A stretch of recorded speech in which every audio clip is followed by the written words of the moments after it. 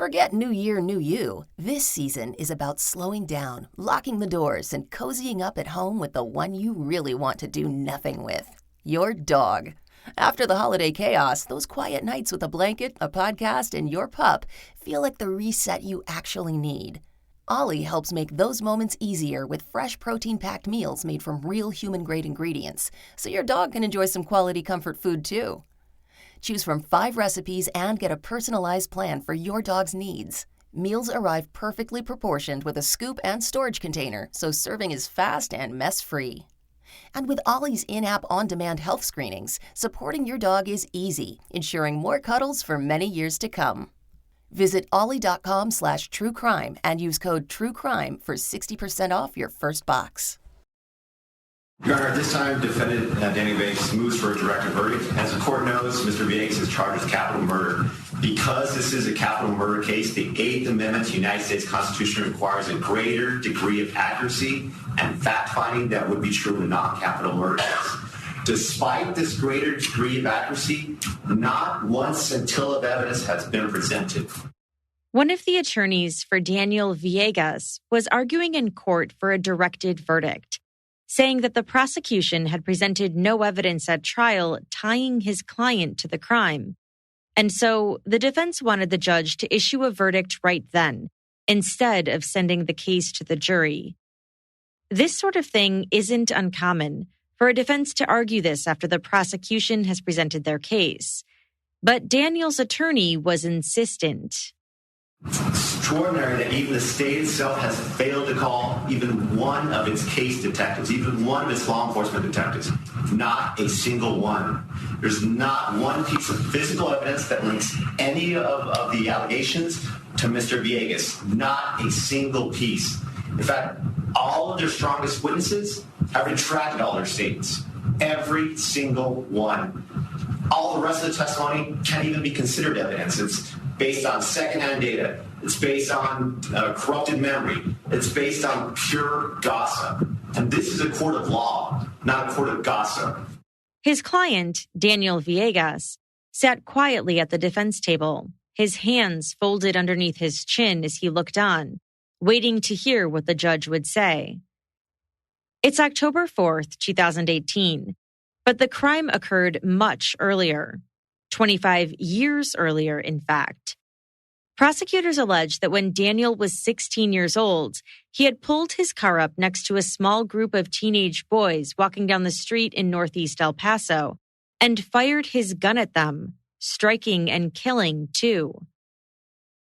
It was day 3 of the trial and the prosecution had just rested their case. Now, the defense wanted the judge to agree that there wasn't enough evidence against their client. Generally speaking, granting a motion for a directed verdict isn't very common, and this case was no different. Judge Sam Medrano Jr. denied their motion. It would be up to the jury to decide. Was Daniel Villegas guilty? He pretty much said if I didn't sign this, that he was going to charge me with capital murder, and that, and excuse my language, I was going to get fucked in prison. He says those guys are going to have their way with you. So when someone tells you that you're going to prison and you're going to get raped, you start to visualize a lot of things. This is Jillian, and you are listening to Court Junkie, episode 131.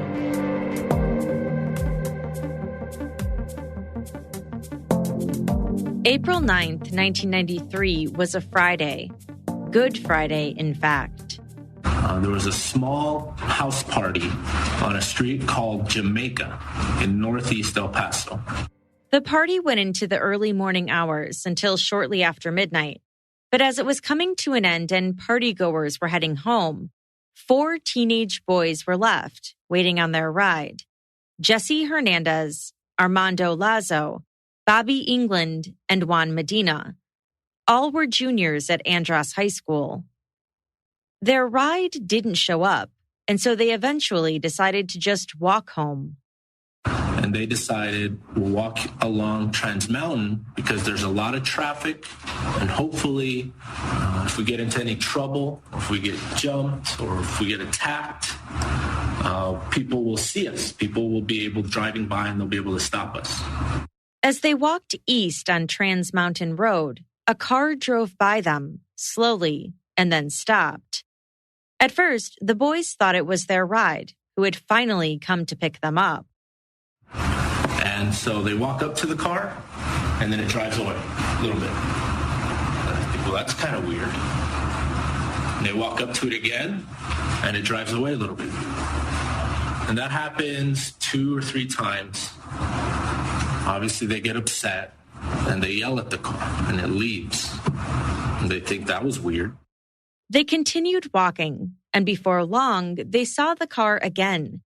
This time, the car stopped, parked, and turned its headlights off. All 4 boys walked towards the car. Words were exchanged. They heard from the car, "Que putos."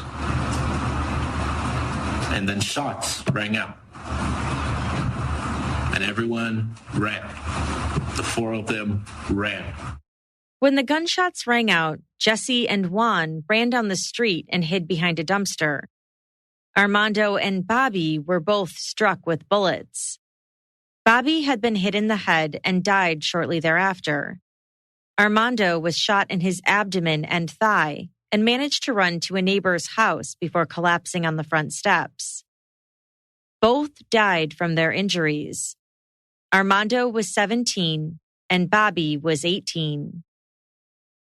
Daniel Villegas, though he had no known ties to any of the victims, was eventually charged with the murders.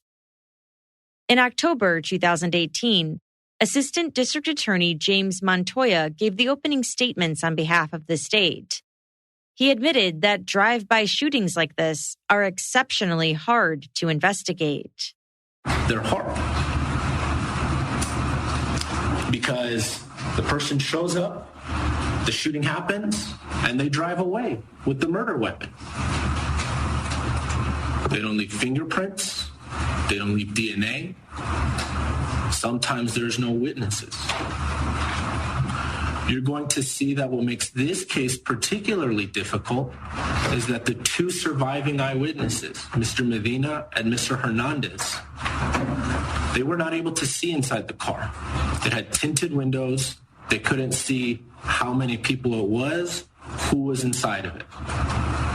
You're going to hear that both of them gave conflicting descriptions about the car. They gave different colors, different makes and models. You're going to hear that the only physical evidence left at the scene were the shell casings that were fired out of the gun. He said all the casings were .22 caliber. All were fired from the same gun. But that gun has never been recovered.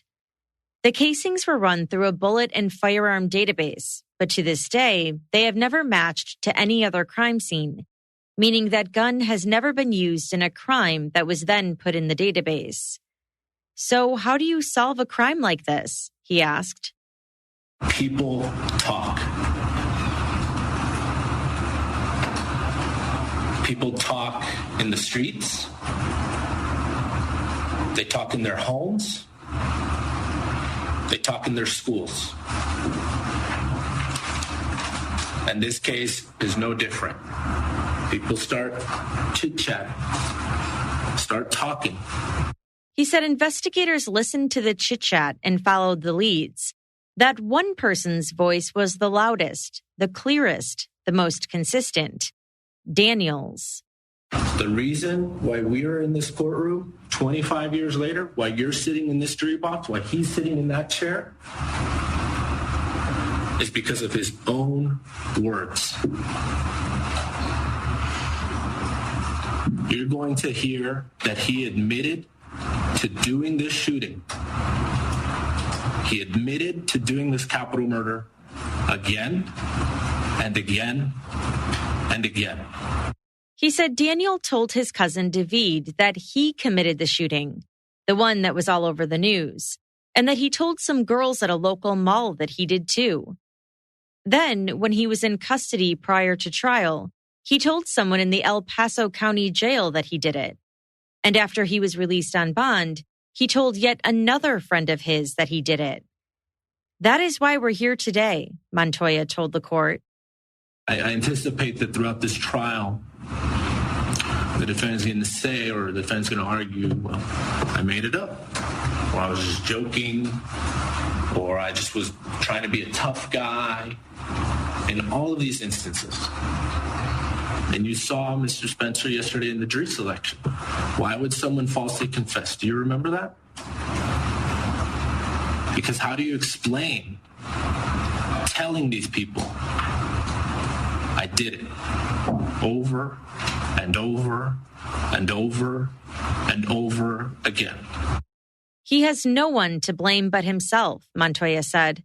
His own words condemn him, and it's on the basis of his own words that we are going to ask you to convict him. Daniel's lead defense attorney was Joe Spencer, and as noted by KTSM Channel 9, he was one of the most experienced and well-known defense attorneys in El Paso. He gave the opening statements for the defense. Spencer described the night of April 9th, 1993. He described the four boys leaving the house party and starting to walk home. So the easiest way for them to get to their home would be to go to Fairbanks and walk right down Fairbanks. But they didn't do that. And Jesse Hernandez will tell you they didn't do that, and he's going to tell you the route they took. And they decided, you know what? This is a real bad area here. There's some bad gangbangers there. In 1993, El Paso had a real gang problem, not only in Northeast El Paso, but especially in Northeast El Paso. And there were some really bad people living in that area. That was their territory. They wouldn't even let some people drive down the street because it was their territory. The Flores brothers. You're going to hear about them. You're going to hear they're the ones that actually committed the offense. He said the Flores brothers, Rudy and Javier, were in a gang and that they had actually been involved in an argument with Armando Lazo in the past on more than one occasion, and that the brothers lived less than a quarter mile away from where the shooting occurred. 2 weeks prior to the murders, Rudy Flores threatened Armando and told him he was going to kill him while they were at a party. Then, just 1 week before the murders, both Flores brothers threatened Armando, this time at school. Spencer said this did not go unnoticed by investigators, and that the day after the shooting, officers went to pay Rudy Flores a visit. Rudy said he was home when the shooting occurred. Rudy then gave investigators a statement a couple days later, on April 14, 1993. He said he was with some friends and they were over at another friend's house, a friend who also lives on Jamaica Street, near where the party was. Rudy said he saw some boys when he drove by that night who kind of stared at him, but he told police he ignored them and drove right by. Spencer said that's the approximate location where the boys had that cat and mouse game with the car they thought was their ride. He said neighbors heard 6 gunshots at 12:18 a.m. They called 911 and then they heard frantic knocking at their door. It was Armando Lazo, who collapsed in the doorway when they opened it. Well, we know at the time that it occurred simply because of the 911 call that came in. Rudy Flores places himself at the scene of the crime at 12:18, in his own words.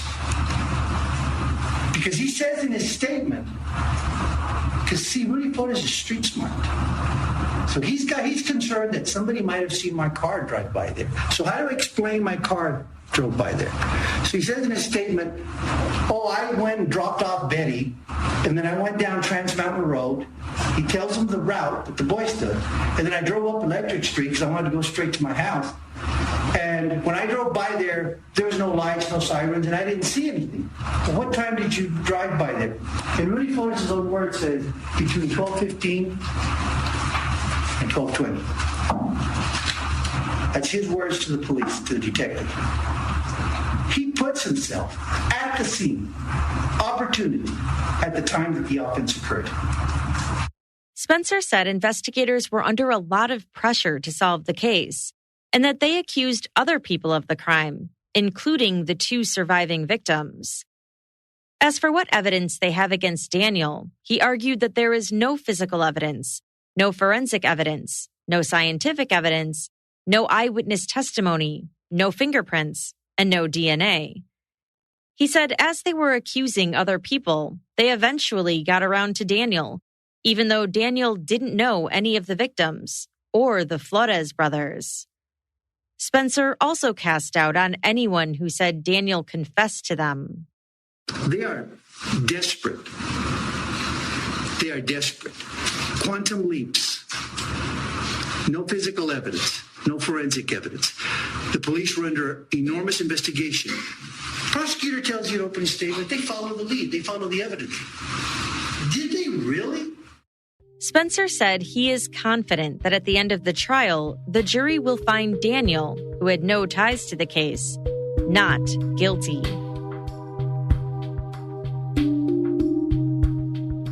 Hector Hernandez was a patrol officer assigned to the crime scene unit back in April 1993. He arrived at the scene of the shooting at about 1:30 a.m. The body of Bobby England was still there, but Armando Lazo had been taken to the hospital. He said he only focused on the area where Bobby's body was found, and that no one told him where Armando had been lying. On cross, Joe Spencer harped on this. It would be important, would it not, for a crime scene technician and a detective with an ID&R to try to gather as much forensic evidence, biological evidence, and everything that they could preserve for later use. Fair? Yes. To determine who may or may not be the perpetrator, correct? Yes. Or even if you find yourself in trial 25 years later, after the fact, it help you to refresh your memory on your testimony. Fair? Yes. Because as we know, with time, memories fade, correct? Yes, sir. Jesse Hernandez was 17 years old on April 9th, 1993. He said he, his cousin Hector, and 3 friends went to a small gathering on Jamaica Street that night.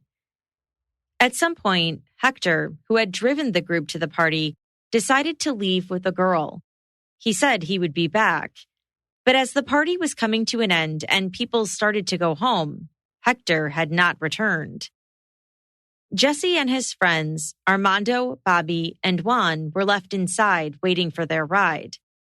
When minutes turned into an hour, they decided to walk home.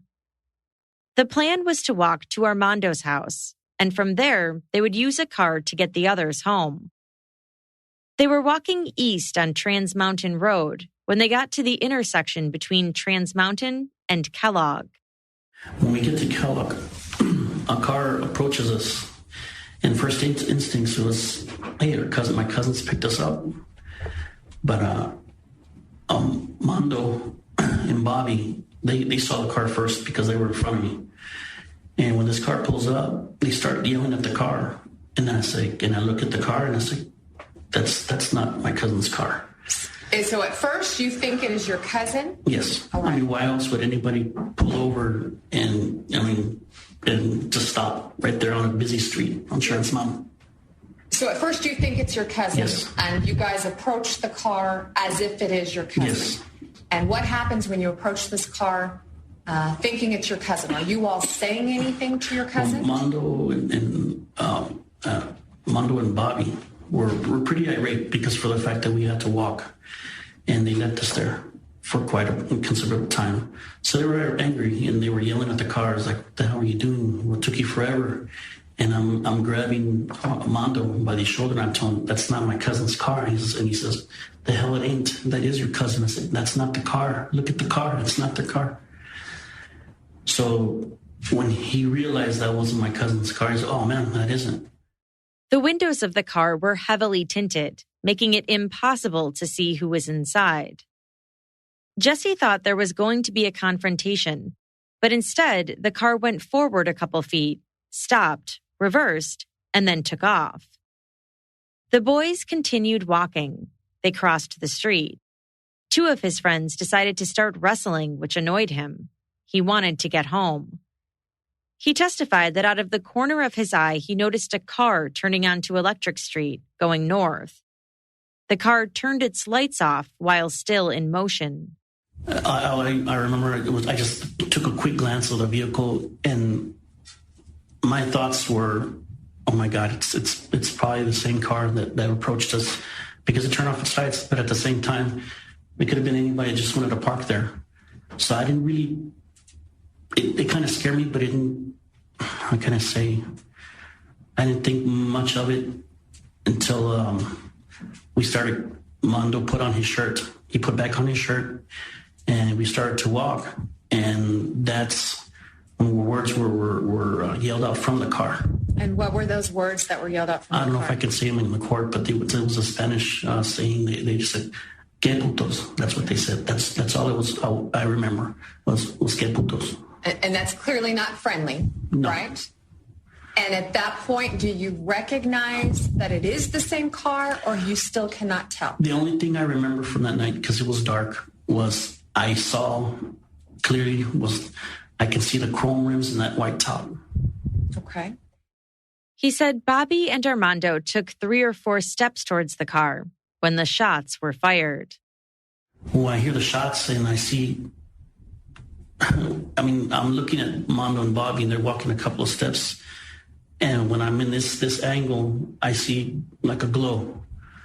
And I can't say, or it's just, but I remember a glowing light, and I hear a ping, like if one hit the fence, like if you flick up, but like a hard ping. Okay. And I just ran as fast as I could. Okay. After hiding behind a dumpster, he and Juan ran to a nearby store, but the door was locked.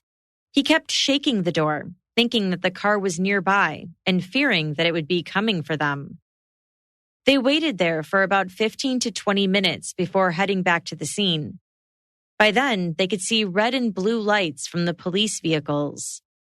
Armando was strapped onto a stretcher, but they didn't see Bobby.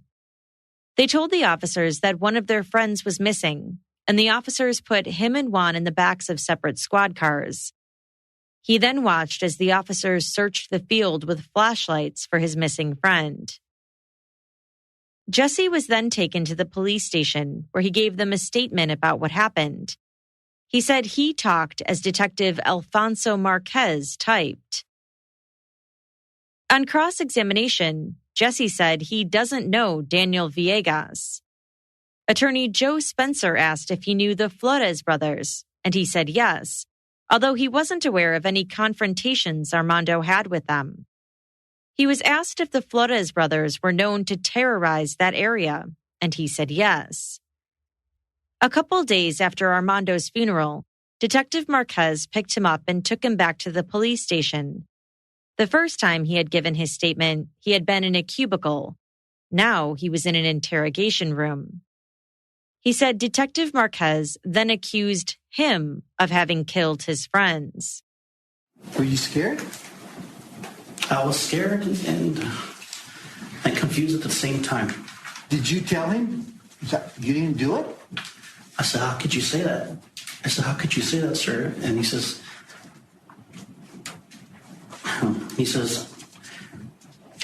your friend Juan saying you did it.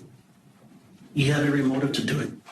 You have Bobby's ring. You have his beeper. For all we know, you even wanted his girlfriend, and you wanted him dead. And I just couldn't fathom that he would say that, or even Juan would say that. And he said, well, you know what? You're going to have to explain it to the judge because they're going to fry your ass. And he walked out, and I just put my head down, and I couldn't believe what I was hearing. And what were you thinking? I was already thinking, how did I do it? I was already imagining that I did it. But then I said, how did I get the gun? Where did I get the gun? And I just kind of I was not there in the moment anymore. He was asked if he came close to confessing. If he pushed a little longer, yeah. All I wanted to do was just leave that room and go home. Did he cuss at you? Yeah, he cursed at me. He gave me, when everything started, he gave me a notepad, and he says, I need you to give me detail, word for word, exactly what had happened. And I wrote it on a legal notepad, a yellow legal notepad. And he grabs it, And he starts reading it. And he tosses it at me. He says, let's cut the bullshit. You know it, and I know it. You're lying. So why don't you just confess and say you did it? It's because your friend's saying you did it. And for my friend Juan to say that, I was like, why would he say that? What was his motive? What was the reason for him to say that? He has to be true. You even thought it had to be true if Juan is saying it? Yeah. Did you shoot your friends, Jesse? No, sir. No. You were there when your friends were killed and you were shot at? Yes, sir. He was asked if it still bothers him 25 years later, and he said yes. Every time he talks about what happened, he feels like he's a child in that room again, like he's frozen in that time. On redirect, Assistant District Attorney Denise Butterworth asked Jesse if he knows who a man named John Membella is. Jesse said yes, he's the owner of a local business, Membella Construction in El Paso. He said that at some point, John Membella came over to his apartment with a private detective that Membella had hired on behalf of Daniel Villegas. They told him they wanted to talk to him about this case. He testified that he met with John Membella about 5 or 6 times. Butterworth then asked about whether Membella gave him tickets to the Sun Bowl and a boxing match. He said yes. Mr. Hernandez, you gave a statement to the El Paso Police Department right after this occurred in April of 1993, correct? Yes. Then you had an opportunity to make additional statements regarding this incident and being questioned on this incident in 1994. Yes. Yes.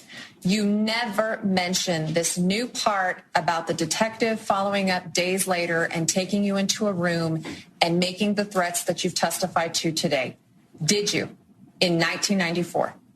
Can you ask the question again? Did you ever in 1994 ever mention this part about Detective Marcus following up a few days later, locking you in a room and making the threats? I mentioned it to my mother. In 1994, I mentioned it to my mother. In 1994, when you were making statements regarding this issue and questioned on this issue, not by your mother, sir, in a prior hearing, did you mention that in 1994? I was never asked. No. But you never mentioned it? No. You never said it? No. In 1995, when you also had an opportunity to make statements regarding this issue and be questioned regarding this issue, did you ever mention this new part about Detective Marcus threatening you days later after that initial 1993 statement? No. Joe Spencer was heated during recross.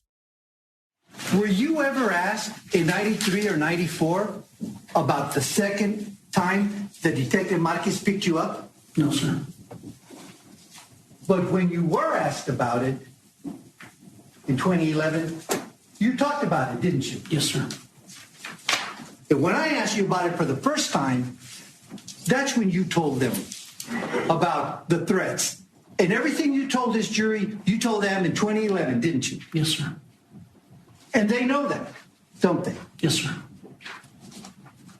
They're somehow trying to suggest to you that, did John Membella bribe you? No, sir. Would you take money to deny justice for your friends? No, sir. Is money more important than justice for your friends? Justice is what I want. Are you lying to this jury about what you saw? No, sir. No. Juan Medina was the second survivor from the night of the shooting. He took the stand and told the court that he was currently incarcerated.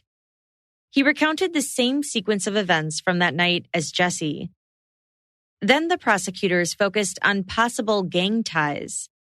Juan said he used to live in the Eisenhower projects and that there was a gang there called Eisenhower Crazy Hood, or ECH.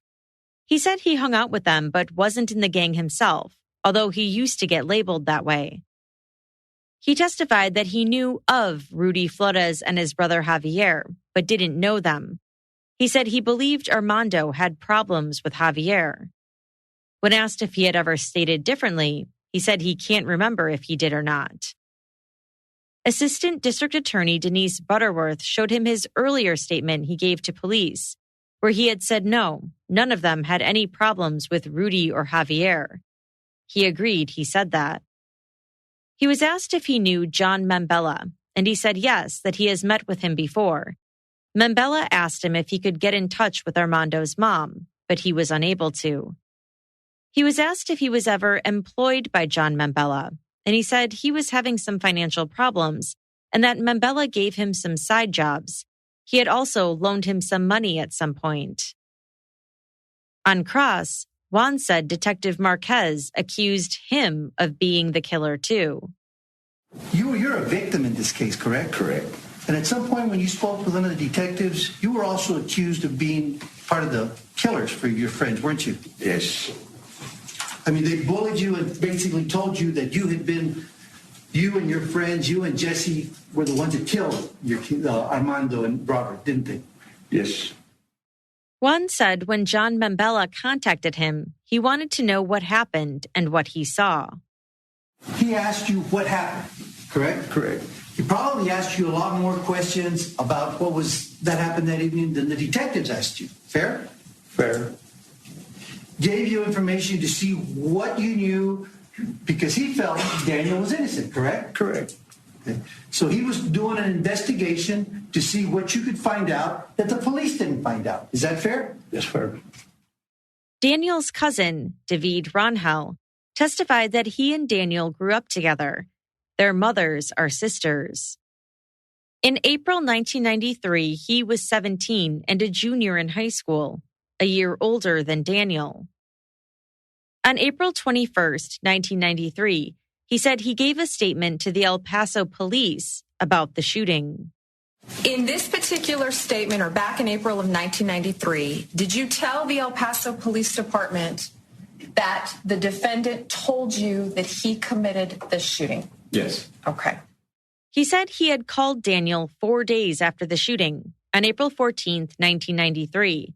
He was calling to see what Daniel was doing over the weekend.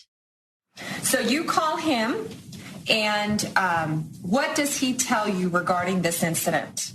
What does he tell me regarding the incident? Yes, sir. From what I remember, what he told me was when we initially were speaking, we were just more of shooting the breeze, and then I think the conversation came up just because it was pretty popular in El Paso during that time. Usually when there was any kind of activity, we would talk about things because sometimes we knew people that may have been hurt. And so this particular conversation, I don't remember how exactly it came up, but then we started discussing it. Okay. And what did he tell you? He told me, guess who did it? And okay. I don't know who. And then he said, well, guess. And I'm like, I have no idea. And so we kind of went back and forth a few times, and then he says, I did it. And so during this conversation, I could hear Marcos Gonzalez laughing in the background while he was discussing this. Okay. So he says, I did it. And do you ask him or follow up why? I did. Okay. And what does he say next?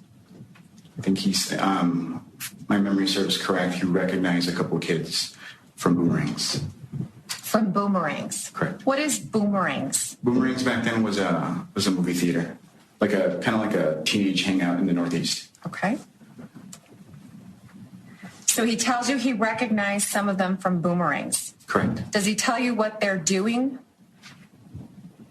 That I don't remember. Okay. Do you remember saying that they were throwing ECH? Vaguely, yes. Okay. That sounds familiar. He tells you they were throwing ECH. What and it looks like here you say ECH are the Eisenhower Crazy Hoods. Okay. Is that correct? That sounds about right, correct. Okay. According to the statement David gave to Detective Marquez on April 21st, 1993, Daniel told him the other boys were throwing up ECH gang signs, that he confronted them and then shot them. Does he tell you that when he did the shooting, he meant to shoot Mando? Yes. But missed and hit the guy next to him. So then what does he tell you he does at that point? He shot again. Okay. And when he shot again, what happened? Does he hit Mondo that time? He said that he saw Mondo go down. All right. And after Mondo goes down, what does the defendant tell you happens next? From my memory, I remember he said that he didn't go down, and so he chased him and blasted him with a shotgun afterward. According to the statement, Daniel said he was with one of their friends named Marcos Gonzalez and some other homeboys from VNE, which was a gang back then. Armando recognized him, and he couldn't just leave him as a witness. He said he chased him to a house and shot him again. In David's statement, it stated that Daniel did not tell him what kind of gun was used. This statement was typed. David testified that Detective Marquez was at his computer typing it as he spoke.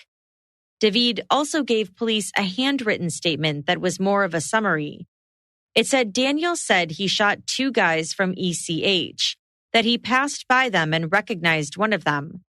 They threw up gang signs and he shot one and saw the other run away. Daniel said he was too drugged up to think about it. In the handwritten statement, there was nothing about what kind of gun Daniel said he had used. David testified that he had told Detective Marquez that Daniel had told him it was a shotgun, but that Detective Marquez said to omit that part. Later that day, after David spoke with detectives, Daniel was arrested. Back in 1993, how did his family react? Your aunt, it's your mom's sister. How did they react when they found out that you had given this information to the police? I wasn't there when that was found out, but we were still together afterwards, so again, I couldn't tell you. Okay. You were not treated any differently by his family or by him when they found out that it was your information that led to his arrest? No, we would still hang out together afterwards. I want to make sure, because I find this incredulous, I want to make sure that you're telling this jury that there was no reaction by his family, by his mother, your aunt, when they found out that he was arrested based on the information that you gave to the El Paso Police Department. There may have been a reaction, but I wasn't there, so I couldn't tell you what the reaction was. I'm not asking you the day he was arrested. I'm telling you in general at that time frame. How did they react to knowing this, finding out about this? Well, again, like I'm telling you, we were still together afterward. So they loved you and hugged you and embraced you and thanked you. I'm going to object.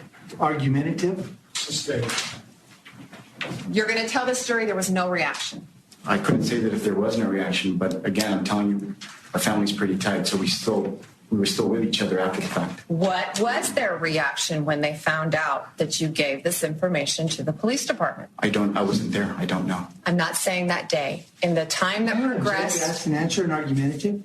Yes, that answer is suspect. Okay.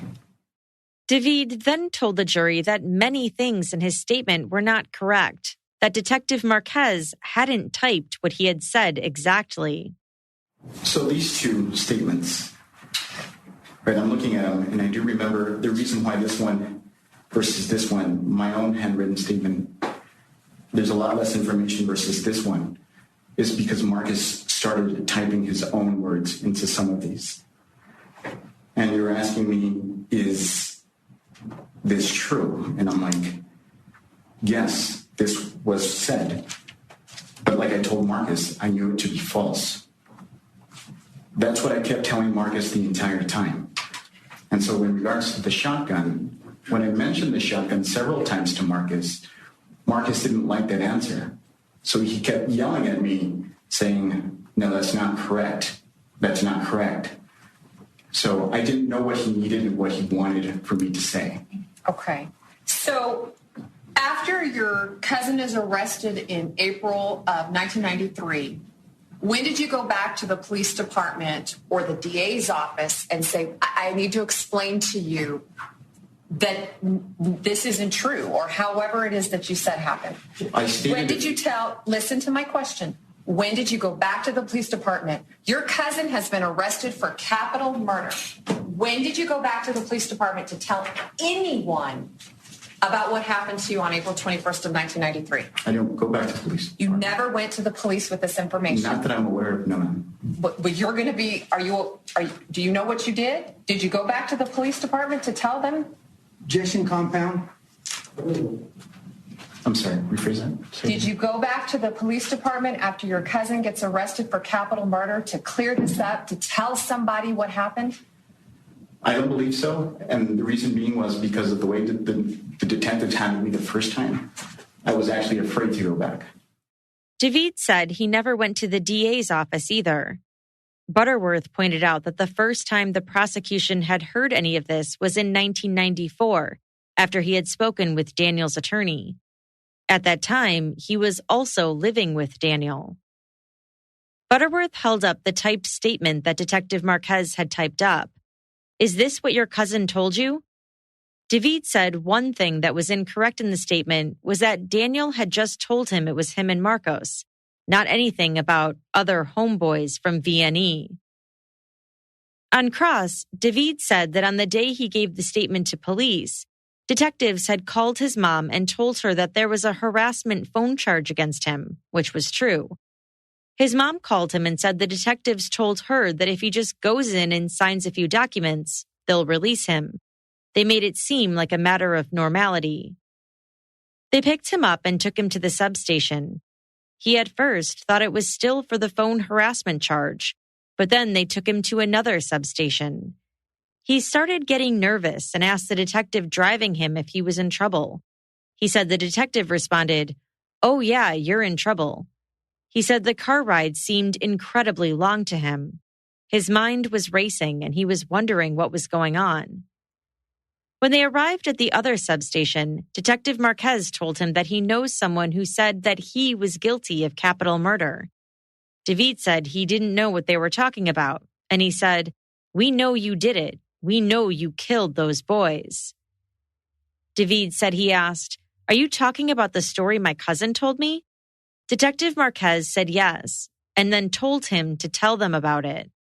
He wrote down what Daniel had told him, and they crumpled it up and threw it away, telling him that wasn't correct.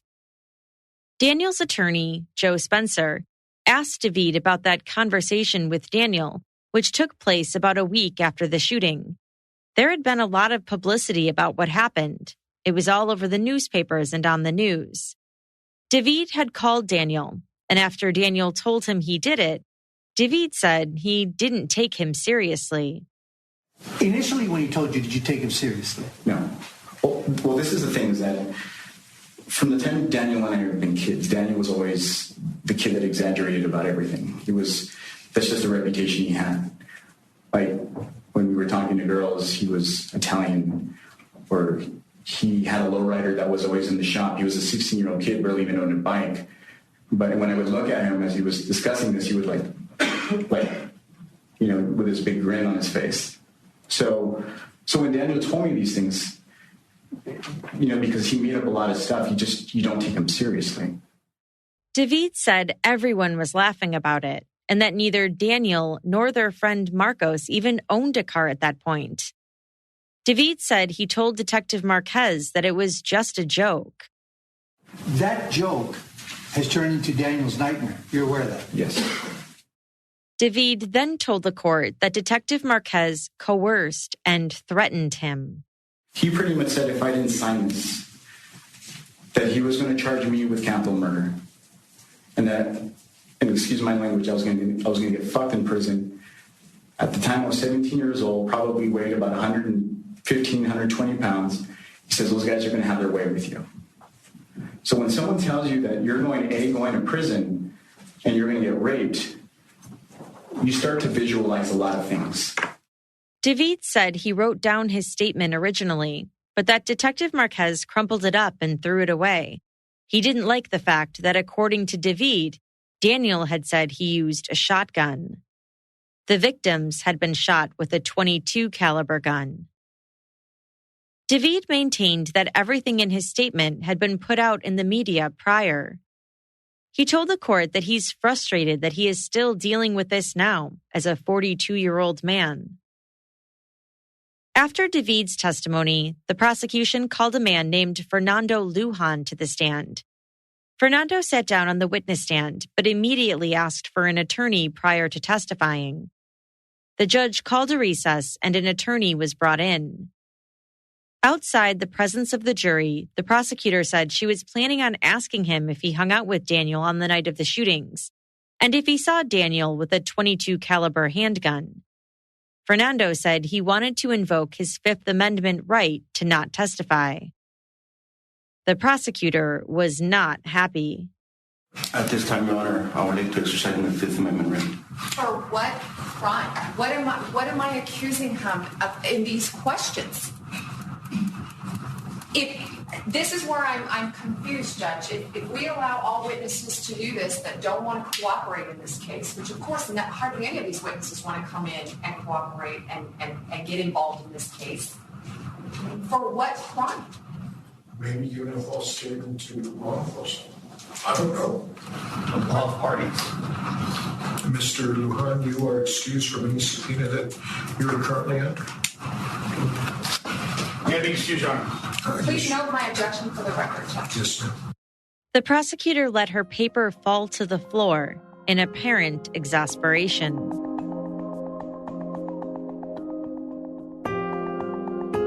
On the night of April 9th, 1993, El Paso police officer Jose Reveles responded to the scene of an apparent second shooting around 3 a.m. A caller had said they heard several gunshots being fired right where Daniel Villegas lived. Officer Reveles said that when he arrived, he saw 3 individuals standing in the street: Daniel Villegas, Marcos Gonzalez, and Rodney Williams. He testified that he asked them about shots fired in the area and asked if they had heard anything. He said they were real vague with their answers and about what they were doing.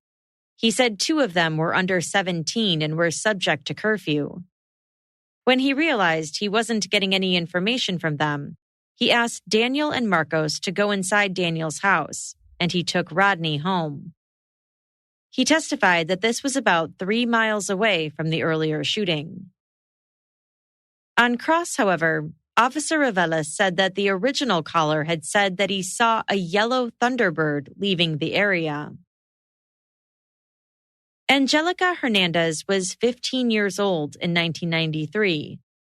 One night in April 1993, she and her friend were outside Boomerang's theater when a group of about 3 boys called her and her friend over. They looked to be around the same age. They started talking to them, asking their names and what they were doing at the mall. She said she told them they were going to the movies. They then started talking about a drive-by shooting. She hadn't heard about it. They told her that they had shot 2 guys. She said she remembered one guy doing most of the talking. They told her they were from the VNE gang. She said she remembered being scared after this conversation and that she told them that they had to go, and they walked away. She was asked if she has seen the guy who was talking to her since. She said yes, on the news. She had told her mom and aunt about it, but after she saw that an arrest had been made, she decided not to go to the police. She said the person who was arrested was the same guy who had been talking.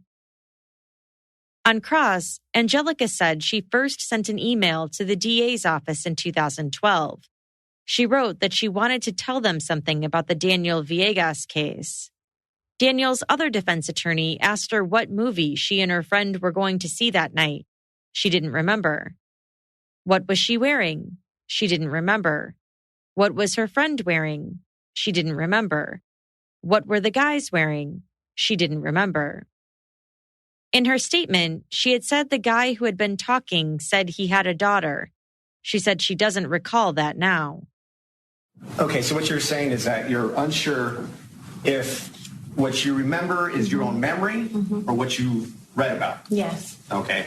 And so some of the things that you previously said about whether or not he told you had a baby, you're saying right now that maybe that's not what you remember. Maybe it's something that you read somewhere else. Is that right? Just that part. Just that part? Yes. But everything else you remember clearly. Is that right? Yes. 25 years later? Yes. A cashier from a Chevron gas station was then called to the stand. But when asked about a statement she gave to investigators back in 1995, she said she remembers giving a statement, but doesn't remember what was in it. The prosecution tried to admit that statement, but the judge decided not to allow it after the defense objected. On cross, she said she didn't know the individual whom the statement was about, didn't recognize him, and that this was the first time in over 25 years that she has been asked about it. On redirect, the prosecution tried asking her more questions about it, but to no avail. She did not recall, and so the judge again denied to admit her statement into evidence. The prosecution's last witness was Oscar Gomez, who testified that he has known Daniel since middle school. After he was arrested and let out on bond, Daniel called and asked him if he wanted to hang out. He said this was the last time he would see him because he was going to prison. He went to Daniel's house and they smoked cigarettes. He testified that he remembers asking Daniel if he did it, but said he doesn't remember what Daniel's response was. It was a long time ago, he said. When asked if he ever said anything different, he described being picked up by police in 2014 for traffic warrants. First, they told me that I was arrested because of my traffic warrants, that they were looking for me.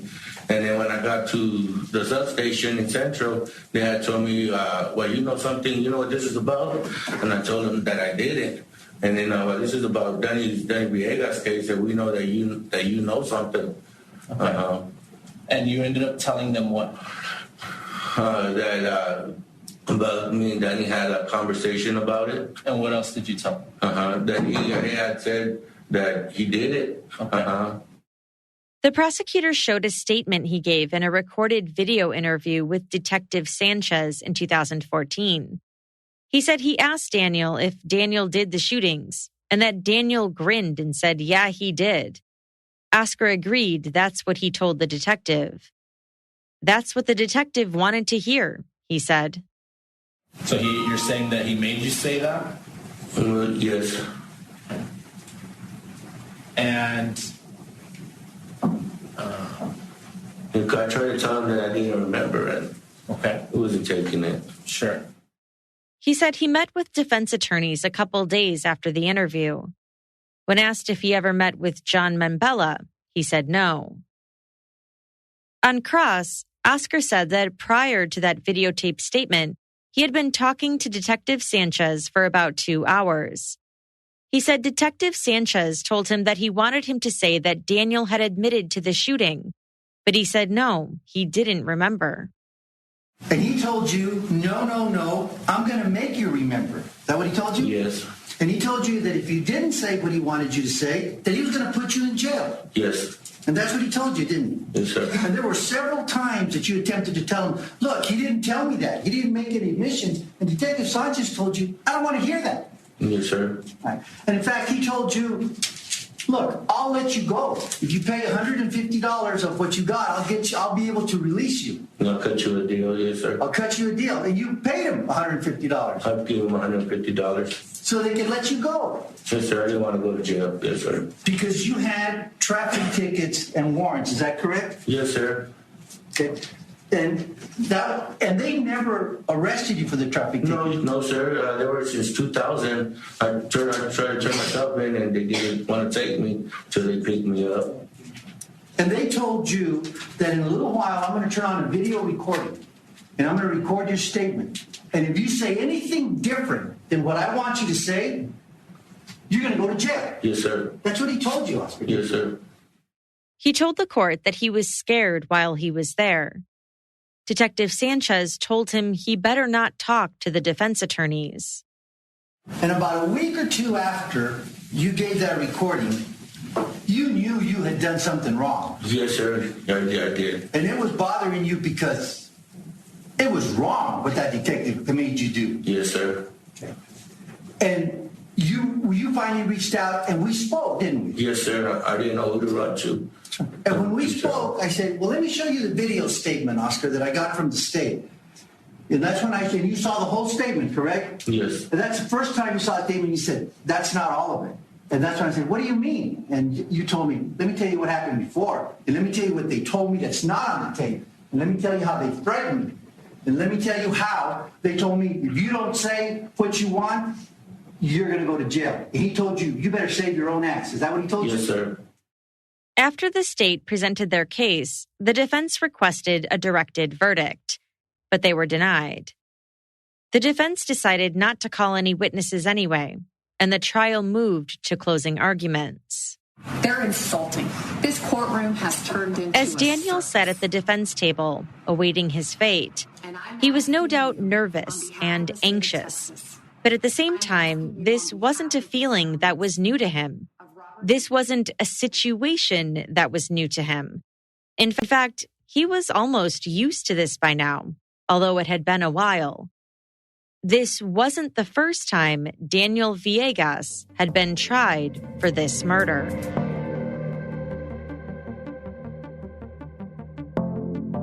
On December 5th, 1994, about a year and a half after the murders, Daniel Villegas was at the defense table for the first time. He was 17. At this trial, prosecutors had one major advantage: a confession from Daniel himself to Detective Alfonso Marquez. Daniel had made it known that he recanted that confession a few hours after giving it, even telling one of the juvenile probation officers that he had only confessed because the detectives were harassing him. But the confession was introduced when Detective Marquez took the stand.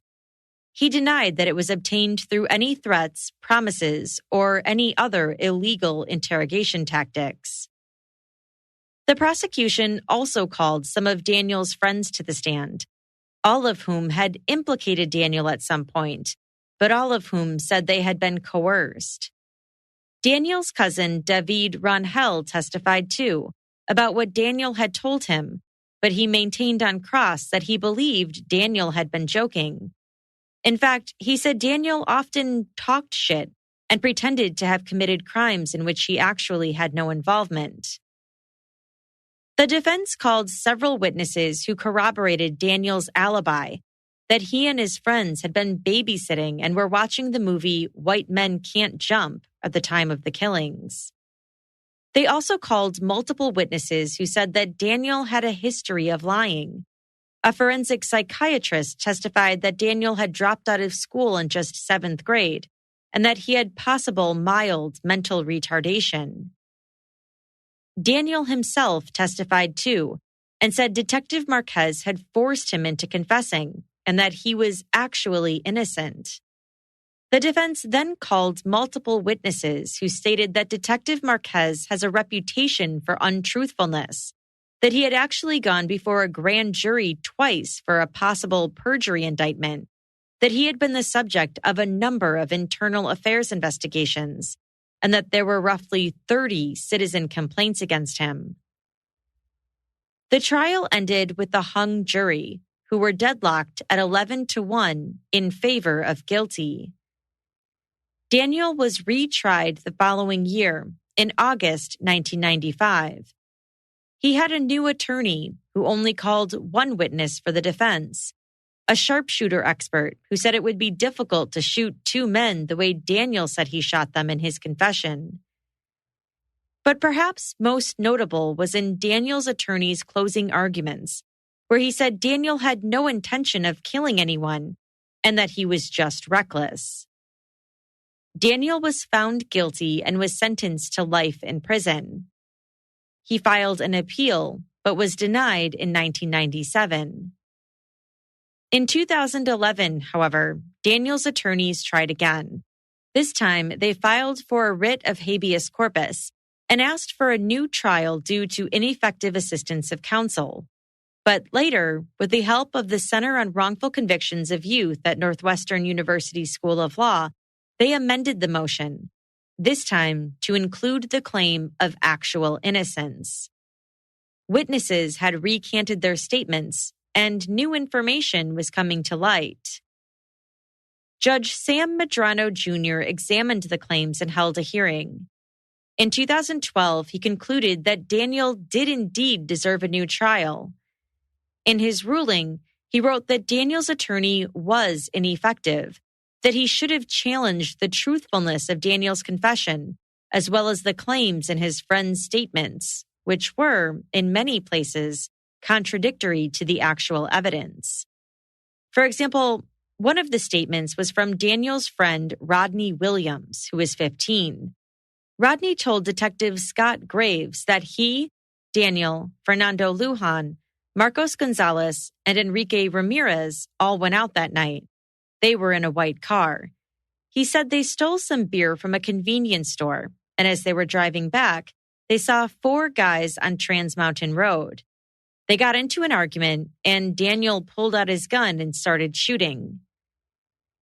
Rodney was charged with murder too, but charges were later dropped after prosecutors said they had insufficient evidence to charge him. Judge Medrano pointed out inconsistencies in Rodney's statement, that there was no evidence that any beer had ever been stolen from any store, that Enrique Ramirez and Fernando Lujan couldn't have been involved. Enrique was in jail, and Fernando was wearing an electronic monitor at the time. There were problems with David Ronhel's statement, too. David had said Daniel told him that he was in a black car that night, but both Jesse and Juan, the 2 survivors of the shooting, had said the car they saw was red, maroon, or goldish, not black. David had said Daniel told him that he shot Armando once, saw him running to a nearby home, and then chased him to the house and shot him again. But no shell casings were ever recovered near Armando's body. And David had said Daniel told him that the boys had thrown up gang signs after he stopped his car, but Jesse's and Juan's statements disputed that. Judge Medrano wrote, quote, "Applicant Villegas received constitutionally deficient assistance that prejudiced his trial. Moreover, this court believes that the new evidence presented at the writ hearing adequately meets the standard to demonstrate Villegas's actual innocence." So what was that new evidence? Well, hang on to your seats, because it's quite a doozy.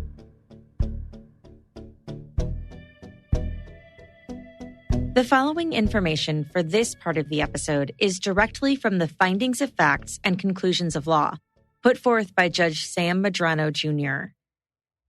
On April 10, 1993, the evening after the shootings of Armando Lazo and Bobby England, there was another shooting near the scene. Present when officers arrived was Rudy Flores. A .22 caliber gun was recovered, but it was never compared to the .22 caliber casings found at the earlier shooting.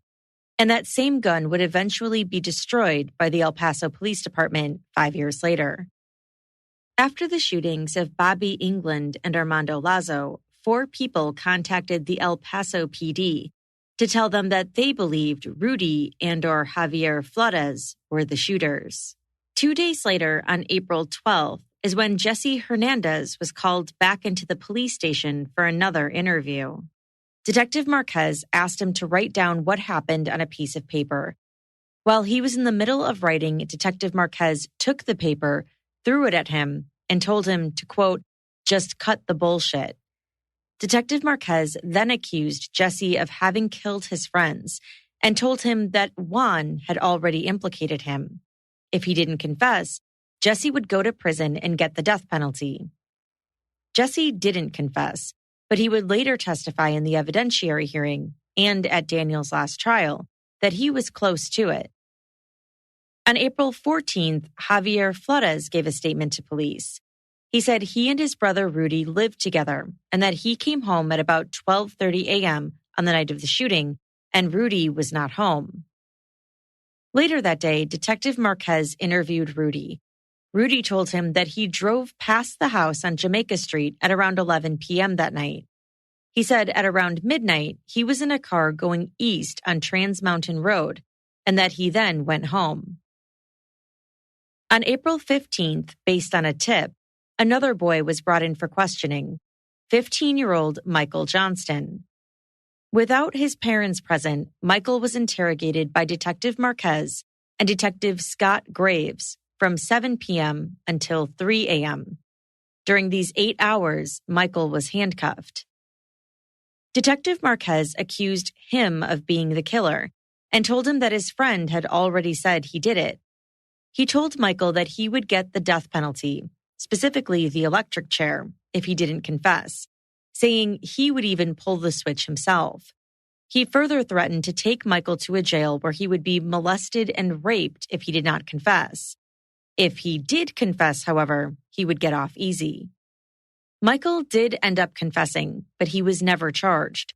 Detective Marquez would later say that his confession was false. Throughout the investigation, there were other confessions too, at least from 3 other people, none of whom were ever charged. Shortly after 10 p.m. on April 21st, Detective Marquez and Detective Arbogast entered Daniel's home with an arrest warrant for Marcos Gonzalez. Marcos was 18 at the time. Daniel was 16. Marcos was placed under arrest, and after they learned who Daniel was, the detectives placed him under arrest too. During the ride to the police station, Daniel repeatedly told Detective Marquez that he was 16, a juvenile. Detective Marquez accused him of lying, but after arriving at the police station, Daniel's age was confirmed. Detective Marquez told him that he was a lucky punk, and Daniel was transported to Juvenile Investigative Services. Meanwhile, Marcos was questioned by Detective Scott Graves. According to Marcos's testimony at the hearing, Detective Graves threatened to beat him if he did not confess. He was told that he would be put in county jail where he would be screwed by fat old men. Detective Graves then told him that he was really only interested in going after Daniel for the killings. When Marcos refused to confess, he said Detective Graves slammed him against the wall repeatedly. He then signed a statement, essentially stating that he and some other friends, including Daniel, were riding around in a car when they came across the 4 boys. They yelled out to them, and the boys yelled back. They then went and retrieved a gun, and on their way back to the boys, Marcos said he got out of the car. He said later, Daniel told him that he had shot and killed Armando Lazo. Later that night, around 11 p.m., Detective Marquez took Daniel to Juvenile Investigative Services, where Daniel was put into an interrogation room and was handcuffed to a chair. At 11:15, Daniel signed his Miranda warning card. According to his testimony at the hearing, then the following happened.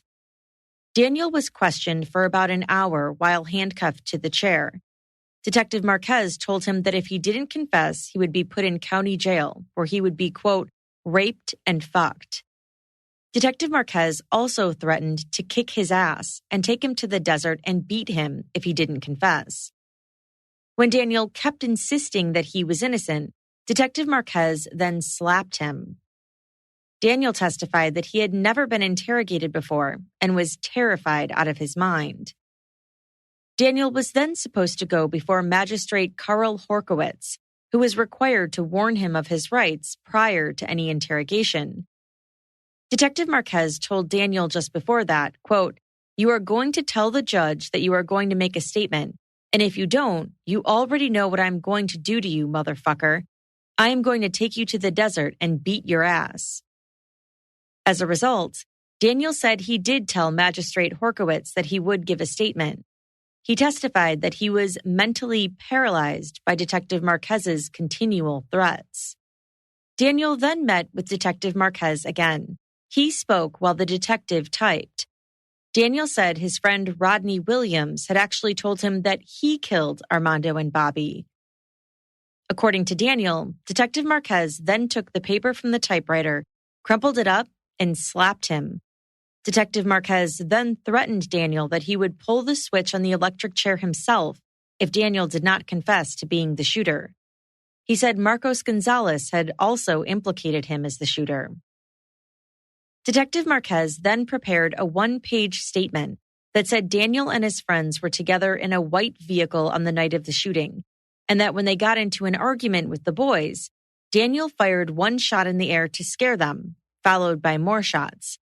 It said Armando was getting away, and so someone finished him off while he was running away.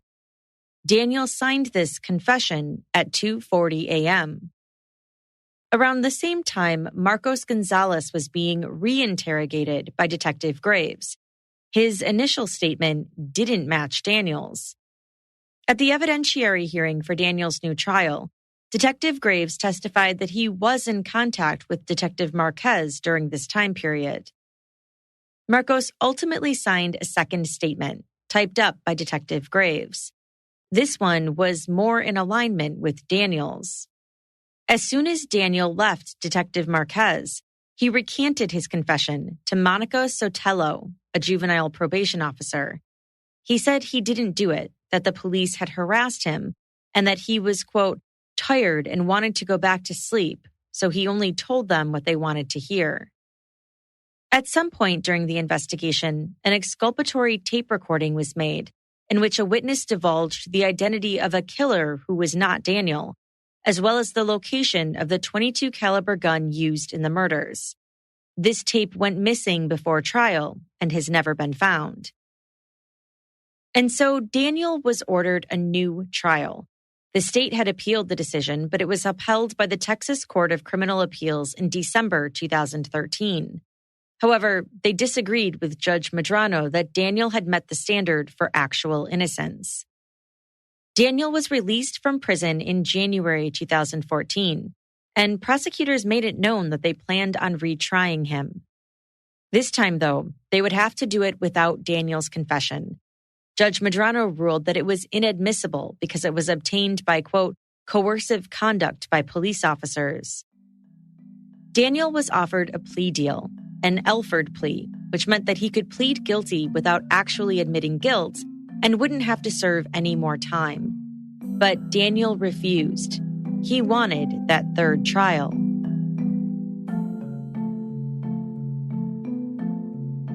In October 2018, after 8 hours of deliberation, the jury had reached their verdict.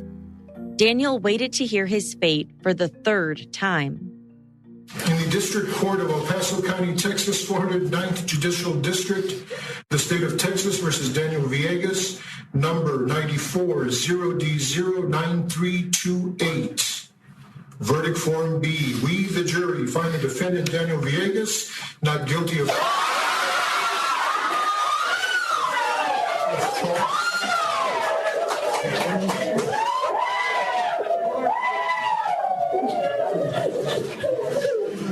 The courtroom erupted into cheers, and Daniel collapsed on the defense table, held up only by his attorneys. He cried and sobbed. His nightmare was finally over. Mr. Villegas, you have been under many conditions in this court. You are no longer under any conditions in this court. You are free to leave. Thank you. Good luck to you, sir.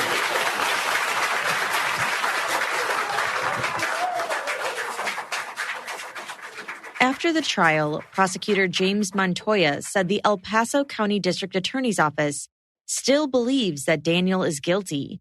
Quote, there are no other suspects. There is no one else to investigate. We believe when the defendant confessed to his cousin, to his friend, that those were truthful confessions and that he was admitting his guilt. He made no mention of Daniel's confession to police. Just last week, Jamie Esparza, the district attorney, said he will not be seeking re-election next year, that this year will be his last. He reiterated his belief that in this case, they got the right guy, and said this case will eat at him. Daniel has since filed a civil lawsuit against the city of El Paso and several police officers, including Detectives Marquez and Graves, for violating his civil rights. And that's all for this episode. As always, I'd love to know what you think about this case. Do you believe the last jury got it right? What do you make of the reported behavior of the detectives in this case? Let me know by joining the discussion on Instagram at CourtJunkie, by tweeting me at CourtJunkiePod, or by emailing me at podcast@CourtJunkie.com. And don't forget to subscribe to my new YouTube channel, where I'll be posting some behind-the-scenes videos and some other fun stuff. That's at youtube.com/CourtJunkie. Thanks again for listening. Until next time.